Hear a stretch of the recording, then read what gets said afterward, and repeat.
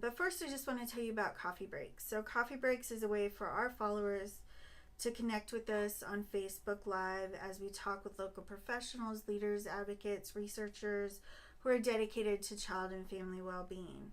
So just a few announcements before we start. If you are looking to receive CEUs, you had to sign up in advance on our website. If you've already signed up, please comment that you're here in the session right now, or at least once during the session. And then once the session is over, we'll be sending you an evaluation via email and in the comments section so that you can complete that and get your CEUs. So, November is Adoption Awareness Month, and we really wanted to talk about adoption from our perspective. And so Tim and I have been working on what we call the Texas Youth Permanency Study, or TIPS for short. And what we're looking at in that study is what permanency looks like for kids who are older in care, whether they've been adopted, reunified, or they age out of care. And one of the things that I didn't realize this was new language to the field, but we have talked a lot about permanency and child welfare and described it, to kind of kids as their forever families or their home that they'll always go to. And so, Tim, now when we're talking about permanency, and in our study we've talked about this a lot, we've talked about permanency from 3 different perspectives, or 3 different types of permanency.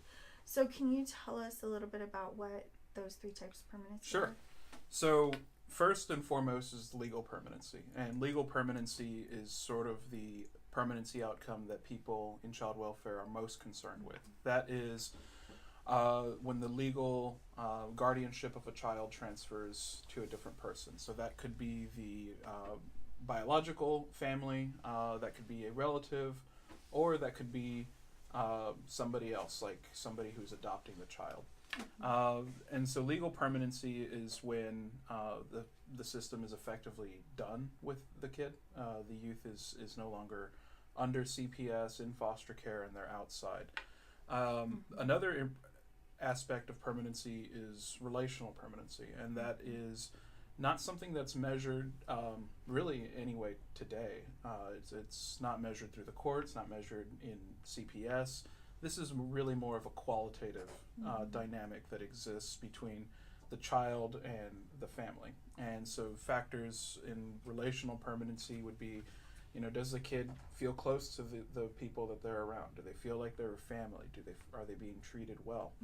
And so all of this under relational permanency is critically important, because in the work we've done with our pilot study, we can see that the people who have relational permanency tend to have, again, far greater relationships, far stronger relationships with their caregivers, and that will last.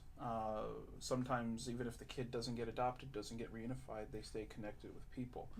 But there's also times, I know we're going to talk about this in a little bit, where people who do get adopted or do achieve legal permanency don't necessarily have this relational permanency, and therefore after the adoption is consummated, if the relational permanency isn't met and they don't feel a part of the family, the adoption breaks down shortly after. And the last part, or the last aspect of permanency would be physical permanence. And physical permanence is a pretty simple concept. It's, where do you consider yourself, or consider home? Where do you feel comfortable? As we put into the blog, which is online, one participant had mentioned, they describe physical permanency as a place where they could take their shoes off. And I think that that's really important, because relational permanency and physical permanency are these qualitative indicators which will give you some insight on the well-being that the kid has, which needs to be understood. And I think that child welfare professionals today, especially within conservatorship cases, they're really looking at just the legal permanence. Yeah, that's what's so interesting. Our court system kind of assumes that if you're adopted and you have that legal permanence, that you're also going to have that lifelong connection with the family, that you will always have a family to go home to at, Thanksgiving and Christmas. And so anecdotally, both of us, and I think many in the child welfare system, had heard anecdotes of, kids who are over 18 now not having that and feeling really disturbed by that. Like, we assume that when that gavel comes down and the adoption is finalized and everybody's cheering, that everything's going to be okay. And we know that adoption in and of itself is this lifelong journey. So to assume that everything's going to be smooth and steady after that with no help, no support from anybody, I think is incredibly unrealistic. And so our study, so I want to talk about what you've been doing all summer, and spring, summer, and part of fall. Yeah. So the idea for our larger study that we're going to start is that we want to follow a cohort of kids and look at what their outcomes are, regardless of whether they were adopted or they reunified, right? Because we know that kids who age out have poorer outcomes compared to just kids in the general population, but we have no idea what happens after adoption or reunification.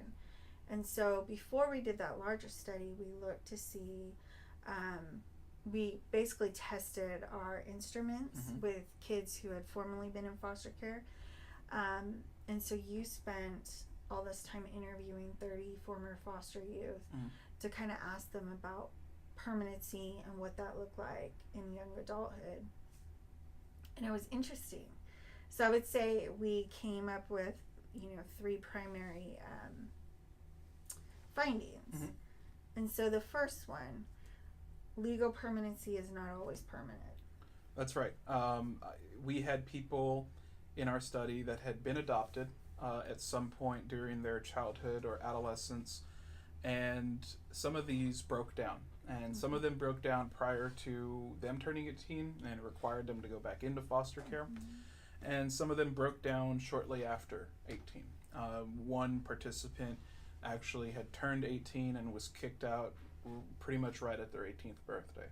And another person had made the conscious decision to sever ties with their adopted family. They didn't feel close to them. They didn't feel that that these people were really a good force in their life, and they made the decision to go out. And for the people that had this sort of severed connection with their adoptive families, they faced a lot of hardships when that happened. And promoting adoption for older kids is sort of meant to, like you said, get that forever family who's going to be there to help support the kid, in an effort really to prevent a lot of the problems we see with aging out. But what's been interesting with our pilot study is it's been able to look more in depth at these anecdotes we've been hearing about, or people we've known who have been adopted as a teenager. They've been kicked out right after their 18th birthday, and they're in the same position that the kids who've aged out are in, except the people who are adopted, on paper the system worked out. Everything was fine. And now these individuals aren't eligible for extended foster care, so sometimes they end up homeless. They're not eligible for a lot of the same supports that kids who age out get. And it's something that needs to be addressed because the work of child welfare professionals isn't done after the adoption papers have been signed. And so what were the reasons for breakdowns? And, we assume legal permanency, that people are going to stick with it, right? That they're in it for life with this kid. Why did these situations break down? It comes down to something real simple, which I think we're going to talk about, and that's that these people didn't feel part of the family. The kids didn't feel like their adoptive parents weren't their parents. They didn't feel that they were a kid in a normal family dynamic, and because that wasn't met and they didn't have that relationship, there was no familial bond, and they were able to break off from that.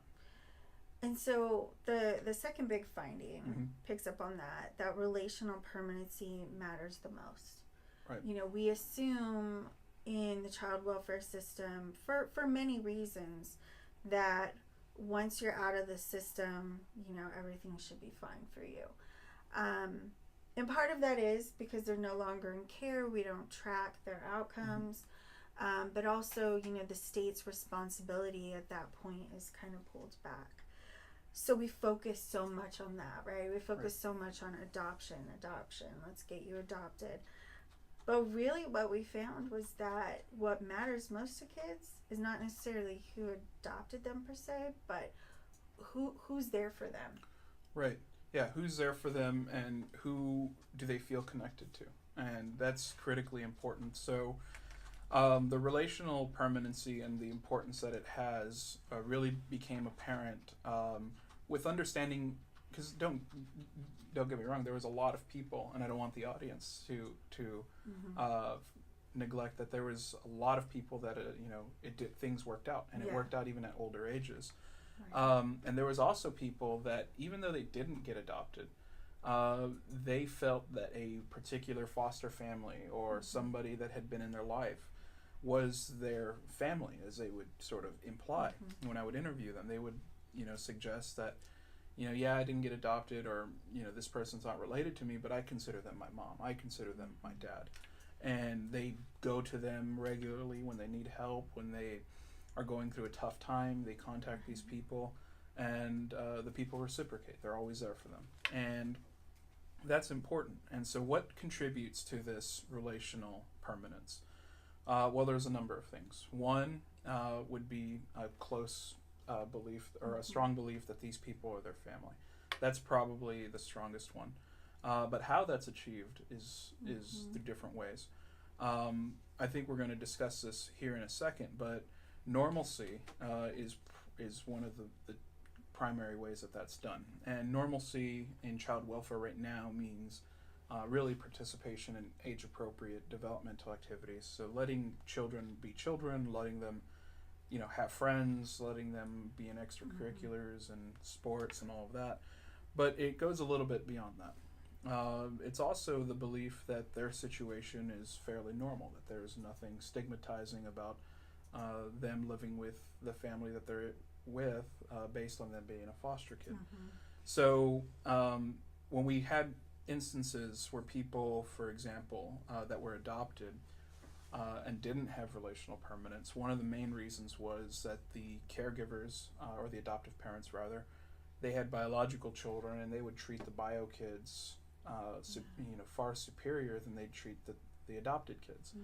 The adoptive families would give certain privileges to the bio kids that the adoptive kids didn't get. They would give better gifts to the bio kids, and the adoptive kids wouldn't get them. And that it created a moment for these people where they felt that they couldn't be close to them. They thought, well, why is it that they get all these things and I don't? Am I not part of the family? And for a teenager or a child living in a situation like that, that might be a pretty rational thing to think, that these people don't love me the way they love them, and therefore they probably won't have a stronger relationship. Yeah. And I think that's so complicated, right? Because for that adoptive family to have one or two children come into it, and especially at an older age, that's tough, and you really do need support to try to figure out how to make all of this work, right? Right. And in our study, I didn't hear a lot of that, of really anyone getting support after an adoption. Yeah, I think that's definitely a newer thing. I think that right now people are so focused on moving forward with this process that dealing with some of the problems maybe aren't a chief concern, but I also think it's because they don't know that these problems exist. Right. Because by and large, child welfare is done once adoption's happened, and we need to be aware of what factors are going to really contribute to keeping permanency permanent and supporting adoption even after the fact, or we risk the adoption placement breaking down, and we risk the reentry into foster care, or we risk a youth who has no one to go to after they're 18, and so this is really important stuff. But I think now we're going to take a question. So we do have a question. Is there a standardized curriculum in Texas for adoptive parents to support them in the relational aspect, especially around understanding the effects of trauma, multiple placements, and how to integrate adopted youth into the family? So thank you, Wendy, for that question. Yes and no, right? Mm-hmm. So if you're going to foster to adopt, you're going to go through that foster parent education through that PRIDE curriculum. But then if you're adopting privately, that's going to depend on the agency. Now, after you adopt, though, there's not really anything that's going to be there to help you unless you have an agency that has somehow figured out how to do that, because there's not as much financial support for that.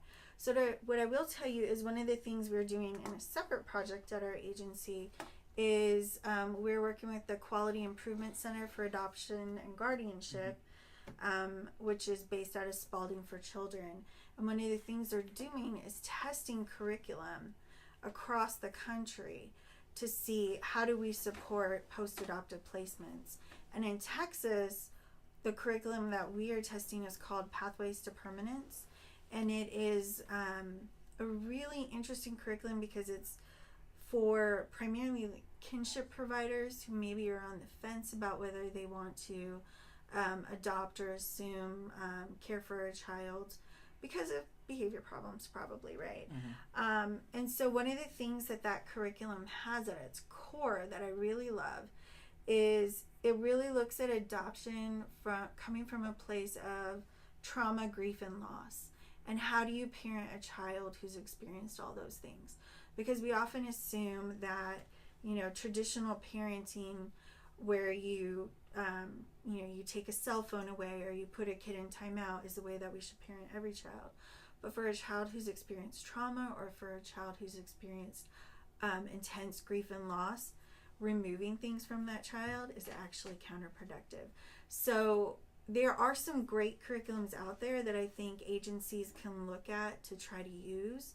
And I would say anything that people do, it has to have that trauma, grief, and loss component, or you're going to miss being able to really understand the context of that child. So one other question from Adam Benton. What kind of interventions and theoretical approaches can we use as clinicians in trying to address this difference in status between biological and adopted children? Yeah, so again, going back to that trauma, grief, and loss, right? And that kind of theoretical base. So adoption and adoptive families are formed through loss. And that's hard for people to hear, but there's a loss of that child, the adopted child's kind of their biological family, maybe some components of their early life that they don't know. There might be severed ties to that birth family. And then there's also oftentimes from the adoptive parents, there might be loss around fertility issues or kind of the belief that they could have had another child, that type of loss. And then for the siblings in that adoptive family, right?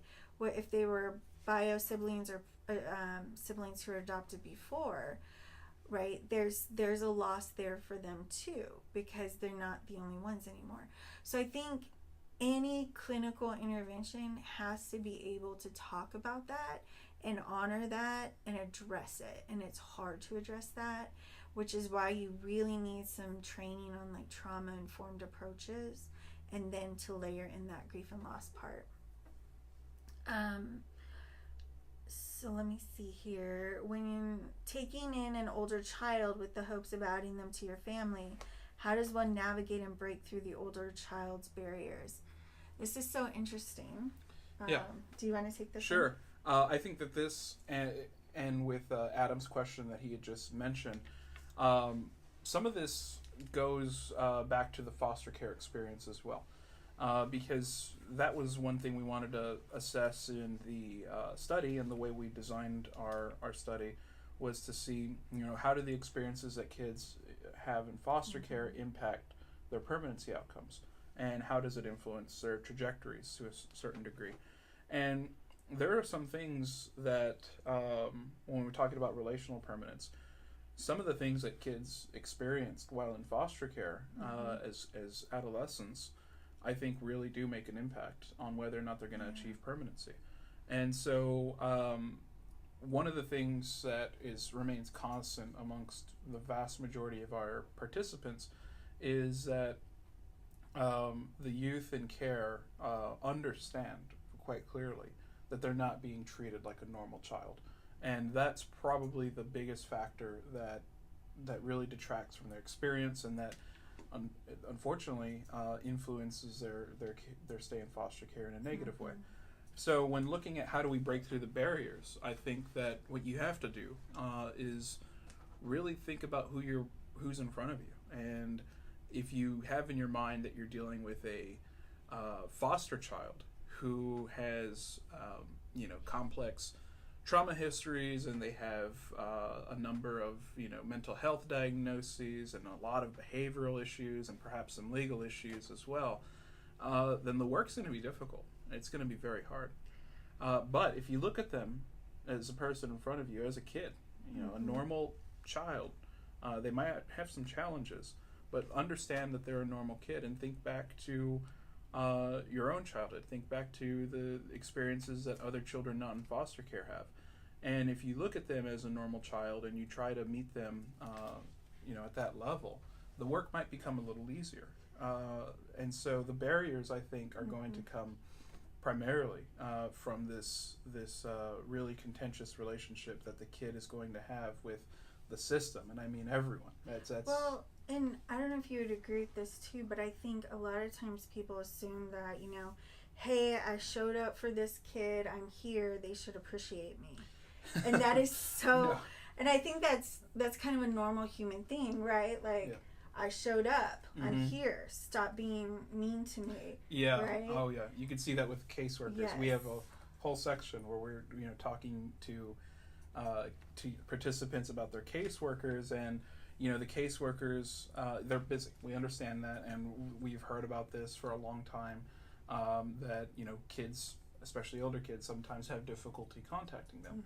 Well, what I found interesting is, and multiple participants express this, is that the caseworker would want to speak with the youth on their time, right? And they would want to contact the youth when it was convenient to them. Right. But youth didn't appreciate that. So they'd get called when they were, when a kid was living in a group home and it was movie night. One participant mentioned very clearly, like, no, I'm not going to talk to some lady on the phone. I want to get back to that movie. This isn't going to work for me. Yeah. But you're right. There's almost and that I expectation. Think, we had a conference just last Friday, and our keynote speaker, I'm going to steal some of her stuff, but I did say she was my favorite therapist. So Robin Goebel was our keynote speaker, and she has a lot of stuff online also. But one of the things that she really emphasized was that you build resilience through relationships, and that you might not, that relationship might not be reciprocated to you.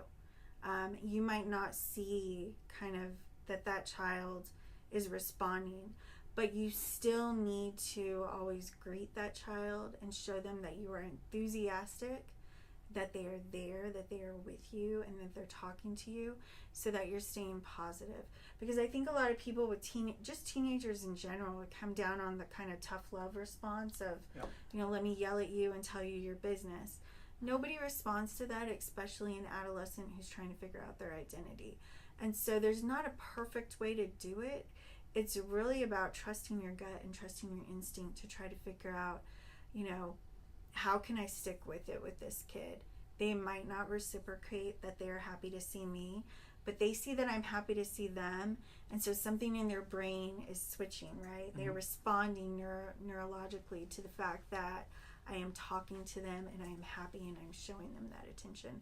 And so I would say, keep with it. I know I see a comment on here about no matter what you do, there are some kids you can't get to.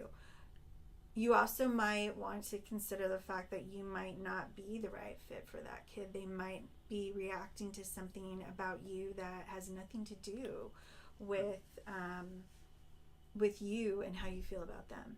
So and right now we don't have a good way to match people. Yeah, we just we have open beds. We're gonna put a kid there. They need a place to stay. We're gonna put them there, and that sometimes doesn't work out. But I do think that this brings up a good point about trust, right? If they don't trust the foster family, how are they going to get close to them? Mm-hmm. When I think that this needs to be broadened a little bit. We're talking about relational permanency or permanency in general. It sort of rests on the idea that that the person has the capacity to form long-lasting relationships, mm-hmm. that they understand healthy relationship dynamics, that they understand what it's like to have an ongoing connection with somebody else. And we're talking about teens here. I mean, many teens, they trust and love their parents, right? But they don't tell them everything. Some of that is reserved for their friends. Some of that's reserved for people who aren't in the family. And this is important, which is why we're emphasizing normalcy, because people need to be able to flex out or to go through with building connections with other people. And that's sort of why I believe that normalcy is sort of the vehicle to social development.